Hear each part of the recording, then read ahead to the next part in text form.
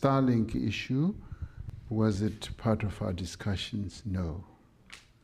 What we were able, and this is part of the offer or the package that we're talking about, is creating an environment for investments to take place. What do we want? We want US companies to come and invest in South Africa. That is a real deal for us. We want foreign direct investment. And to do that, we've got to create a conducive environment for FDI, for foreign direct investment.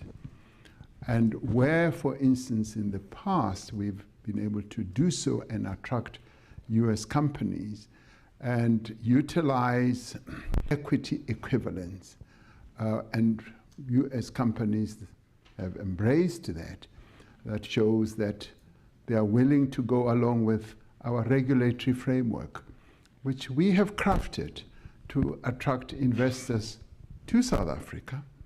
And many other countries utilize a variety of ways to do that. I know, for instance, I was reading that when Tesla wanted to build a gigafactory, car manufacturing factory in China, they were required to have Chinese partners. And they had a negotiation with the Chinese government, and in the end, they dispensed with that regulatory compliance and allowed Tesla to invest directly as a sole company in building a giga car manufacturing facility in China.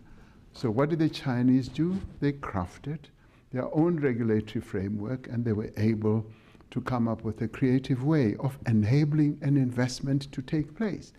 Because one, they wanted to bring in an investor, two, create jobs in China and all that. So similarly with us, there's nothing wrong with South Africa to have in the past crafted an equity equivalence provision that has allowed many companies, Amazon, Microsoft, Google, you name them, they have utilized that same type of dispensation.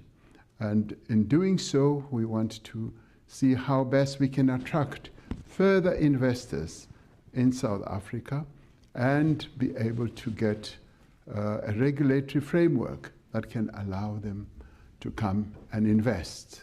And where, for instance, our regulations may be a bit inconsistent with our great intention, we look at them.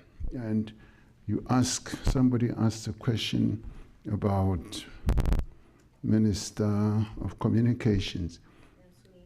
Yeah, that's you, yes. He's going to be able, in analyzing the regulations of the Communications Act, to see how best we will be able to make them consistent with what we have done in other sectors.